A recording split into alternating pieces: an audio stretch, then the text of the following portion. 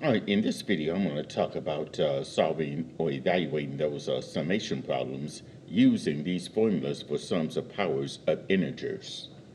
Okay, so if I let n be a positive real integer and c be a real number, then the summation for k equaling from 1 to n, a constant c would be this. We take that constant and it'll be multiplied by your upper limit. In this case, will be n, so it'll be c times n.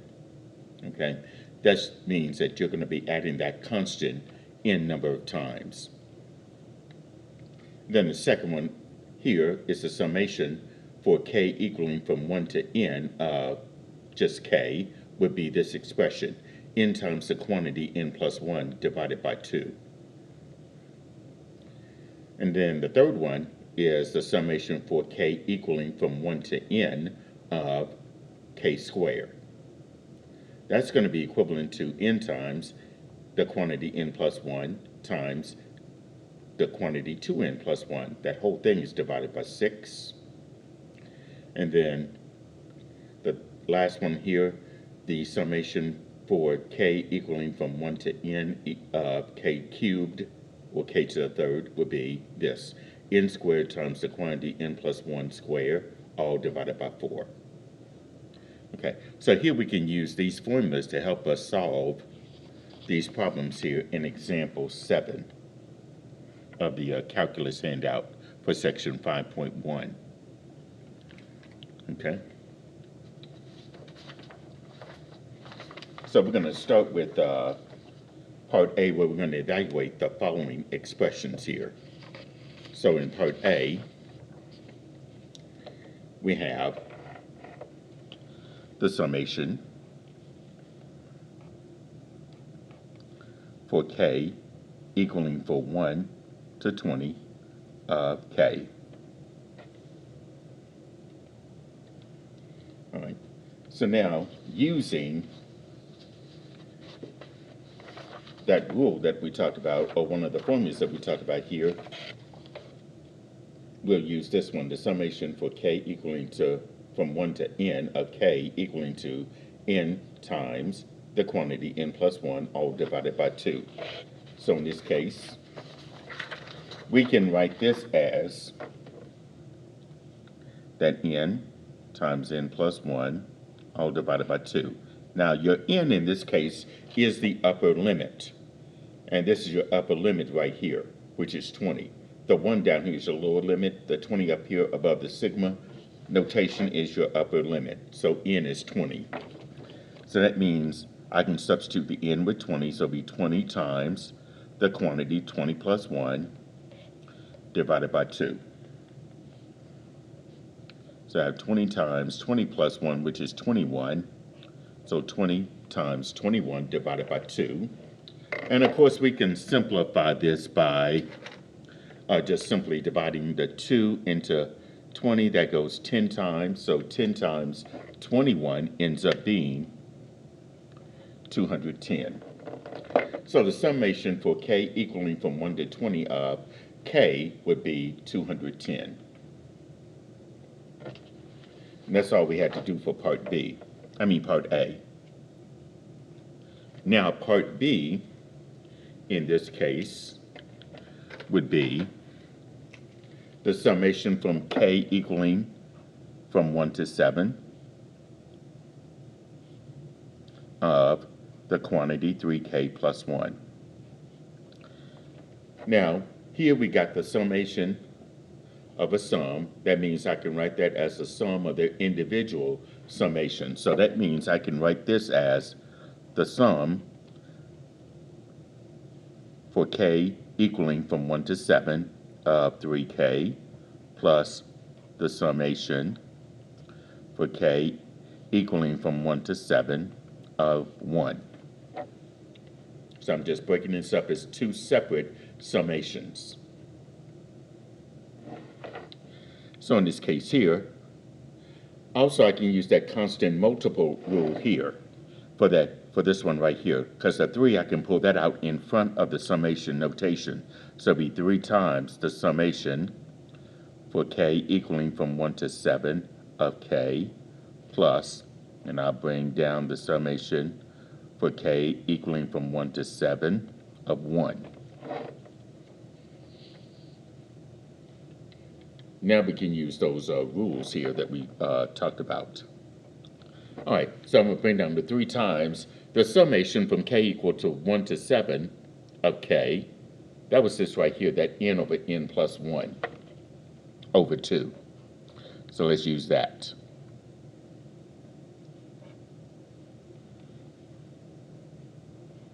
And then plus, the other rule that we can use was the first one, where we have a constant for the summation for k equal to from 1 to 7 of that constant. That constant will be multiplied by the upper limit, which is 7. So it'll be 1 times 7. So here I'm using this rule right here. The summation of a constant, that'd be the constant multiplied by our upper limit, which is n. And then we replace this n with this upper limit, which is your 7. So it'd be 3 times the quantity, 7 times 7 plus 1 in parentheses, divided by 2.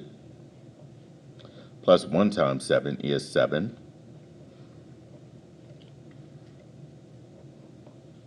So here I have 7 times 7 plus 1, that's going to be 8, divided by 2, plus 7. Simplify all of this. You probably can do this in the calculator by doing 7 times 8 divided by 2. 7 times 8 is 56. 56 divided by 2 will be 28. So I have 3 times 28 plus 7. 3 times 28 is 84. 84 plus 7 is 91. So that would be your final answer there. The summation for k equaling from 1 to 7 of 3k plus 1 will be 91. So that's part B. I'm going to do part C over here. Part C was the summation for k equaling from 1 to 7 of k squared.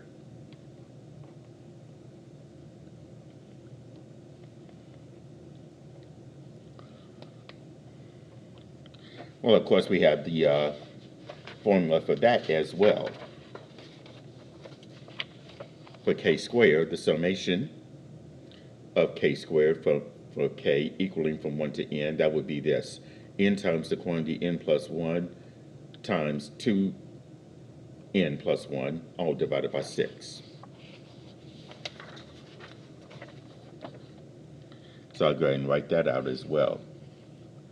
So here this will be n times n plus 1 times 2n plus 1, and the whole thing is divided by 6. All right, so your n, of course, is that upper limit, that's 7.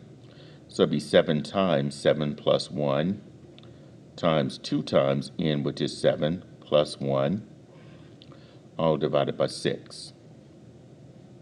Bring this 7 down. 7 plus 1 is 8. 2 times 7, that's 14, plus 1 is 15. So I have 7 times 8 times 15 divided by 6. And I'll go ahead, bring this up. Let's see, 7 times 8 times 15, that's 840 divided by 6 ends up being 140. So the summation for k equaling from 1 to 7 of k squared is equal to 140. Okay, so that's part C. All right, part D looks like this. The summation for n equaling from 1 to 7 of 3 plus n squared. So I do D down here. Summation n is equal to 1 to 7 of 3 plus n squared. Well, we got the summation of the sum. I can write that as the sum of their individual summations here. So I'll write this as the summation for n is equal to 1 to 7 of 3 plus the summation for n equaling from 1 to 7 of n squared. Well, I know what this is. Using the rule, that means this. If I have the summation of a constant, it's going to be that constant multiplied by my upper limit. And in this case, it's going to be that 3 times 7. And I already have something for n squared. I know what that is. That's going to be this part right here. N times n plus 1 times 2n plus 1, all divided by 6. So I'll bring that down. N times the quantity n plus 1 plus 2 n plus 1 all over 6. And in this case, my upper limit is going to be that 7. And I'll go ahead and multiply 3 times 7. That's 21 plus n, which is 7, times 7 plus 1 times, and in parentheses, 2 times 7. 2 times 7 plus 1, all divided by 6. So this will be 7 times 7 plus 1, that's 8.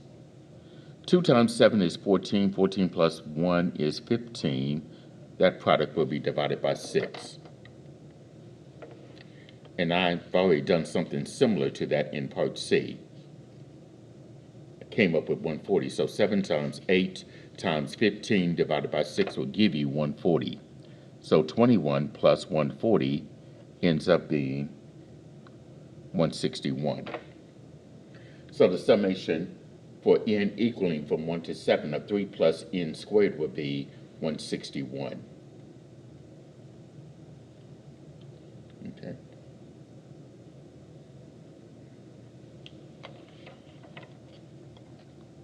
All right, part E is this. Here we got the summation from m equaling from 1 to 4 of 2m plus 2 divided by 5. Okay, so let's go ahead and look at that one.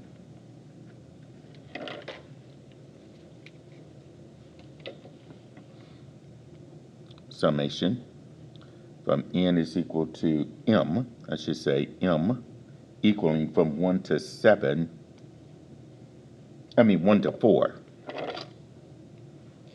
Okay. 1 to 4 of 2m plus 2 divided by 5. M is equal to 1 to 4 of 2m plus 2.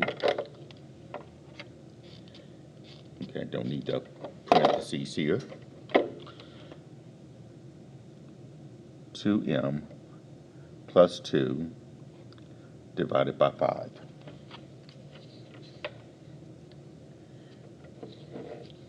Okay. Notice I got that 5 in the denominator. That's like 1/5.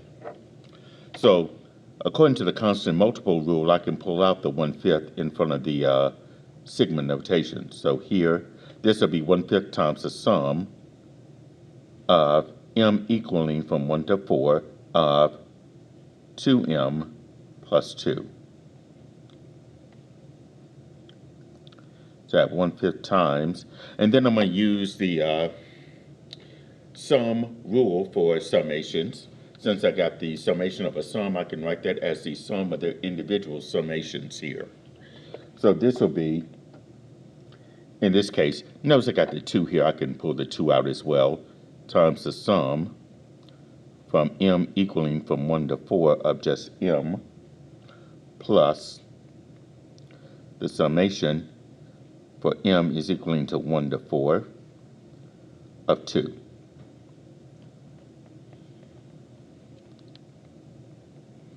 So now I got this 1/5 on the outside, and then in the bracket I got 2 times m.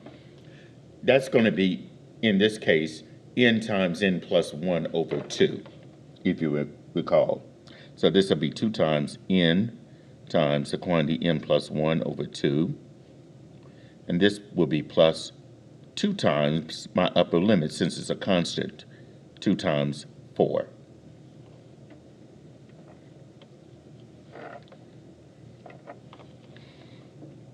Now I'm going to simplify what's inside this bracket here. So I got the 1/5 on the outside and then 2 times in the bracket. N is my upper limit, which is that 4, so it'll be 4 times 4 plus 1, all divided by 2, plus 2 times 4, which is 8. And I still got the 1/5 on the outside. Now, in this case here, I can divide out these 2's right here. So 4 plus 1 is 5. 5 times 4 would be 20. So in the bracket, I got 20 plus 8. So I got 1/5 of 20 plus 8. That's going to be 28. And I'll put that over 1. So 28 over 1 times 1/5 will be 28 fifths. Okay. So the summation of m equaling from 1 to 4 of 2m plus 2 divided by 5 ends up being 28 fifths. Okay.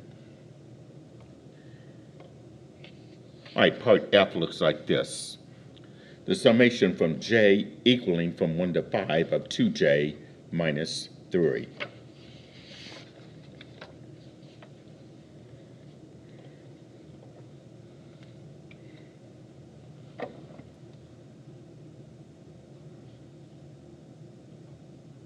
So here we got the summation from j equaling from 1 to 5 of 2j minus 3. Well, I'm going to save some steps here by pulling the 2 out in front and also using the sum rule by breaking it up as their individual summations here. So for the 2j, I can pull the 2 out in front. That'd be multiplied by the summation from j is equal to 1 up to 5 of just j minus the summation of 3 for j equaling from 1 to 5.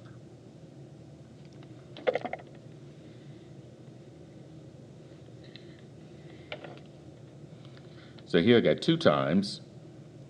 Now for the j equaling to 1 to 5 for this summation of j, I have to use n times n plus 1 over 2.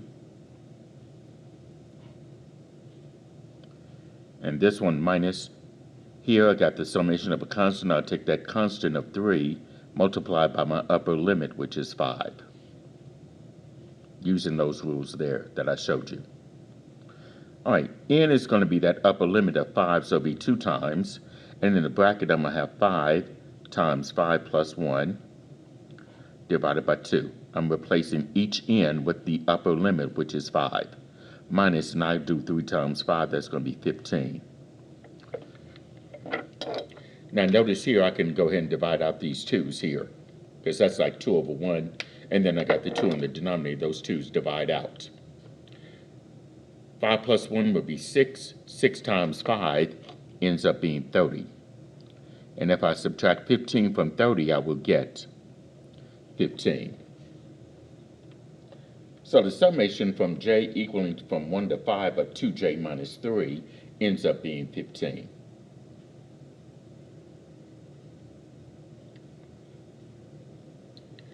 Okay, now part G is this.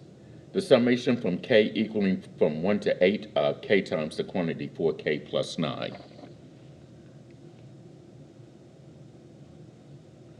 So here we've got the summation for k equaling from 1 to 8 of k times 4k plus 9 in the parentheses. Well, before I do anything, let's distribute the k over that 4k plus 9. Let's distribute that. So if I do k times 4k, that's going to be 8k plus k times 9, that'll be 9k. I'm sorry. K times 4k would be 4k squared. I apologize for that. And then k times a 9 would be 9k.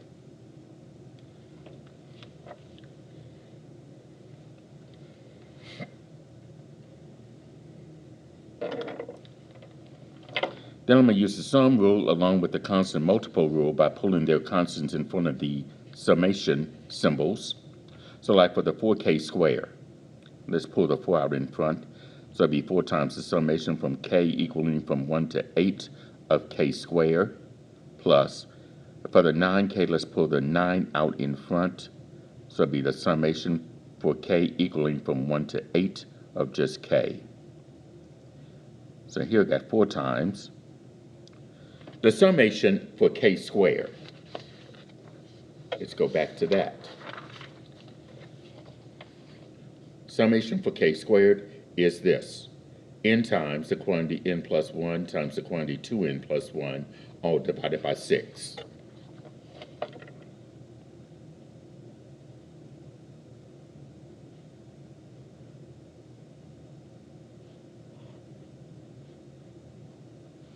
And then plus 9 times the summation from k equaling from 1 to 8 of k. The summation for the k is this right here: n times n plus 1 divided by 2.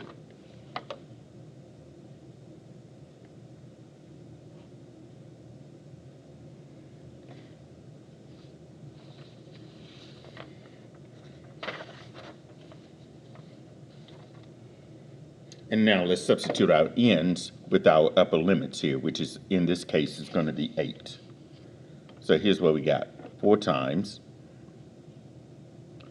got the 4 on the outside, and inside the bracket, the n is going to be our upper limit, which is 8. So it'll be 8 times 8 plus 1 times 2 times n, which is 8 plus 1, divided by 6. Then plus 9 times, in this bracket, our n's will be replaced with 8, so it'll be 8 times 8 plus 1, divided by 2. So here we got 4 times. Bring down this 8 times 8 plus 1, that's 9. 2 times 8, that's 16. 16 plus 1 is 17, divided by 6. Then plus 9 times. Here you got 8 times 8 plus 1, that's 9, all divided by 2. And we can use our calculator to do this. Let's see, 8 times 9 times 17, that's 1224, divided by 6. That will be 204. So I got 4 times 204 plus 9 times. 8 times 9 will be 72, divided by 2, that will be 36. So I have 9 times 36 here. And I'll go ahead and type all this in the calculator. 4 times 204 plus 9 times 36, that would be 1140. That would give you the final answer, 1140. So the summation for k equaling from 1 to 8 of k times the quantity 4k plus 9 will be 1140. Okay. So that's part G. Finally, for part H, you have the summation for n equaling from 0 to 4 of sine of n times pi divided by 2.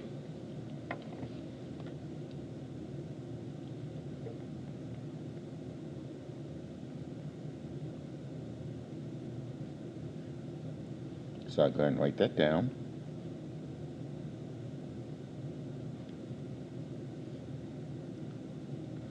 Now, the way that I'm going to have to do this is just write this out as is. And this is only going to be from 0 to pi, from 0 to 4, by the way. So those numbers, that distance is going to be small. So here I have the sine of n would be 0, pi over 2, plus the sine of, the next number will be 1, so it'll be 1 pi over 2, plus the sine of n will be 2, so it'll be 2 pi over 2, plus the sine of, the next n would be 3, so it'll be 3 pi over 2.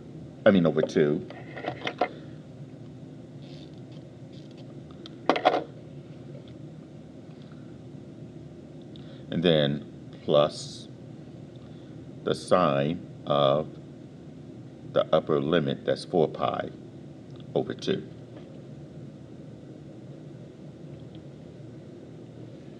Now, if I simplify this, 0 pi divided by 2, that would be 0. So it would be sine of 0 plus the sine of 1 times pi would just be pi over 2 plus the sine of 2 pi divided by 2 would just give you pi plus sine of, that would be 3 pi over 2 here, plus the sine of 4 pi divided by 2 would be 2 pi.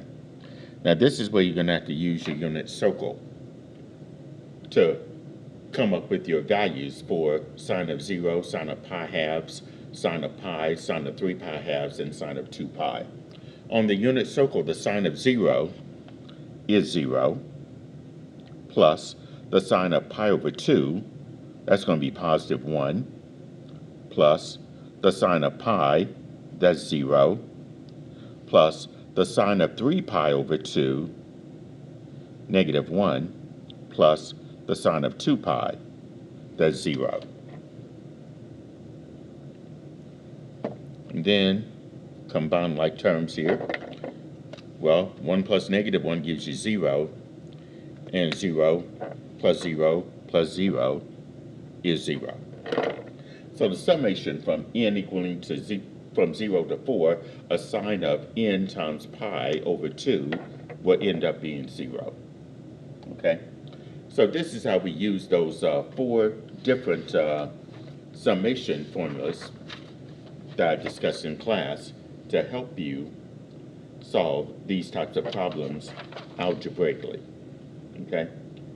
Do be familiar with these, and then, in the homework, try to do some of these problems there using those 4 formulas. Feel free to reach out to me if you have any questions.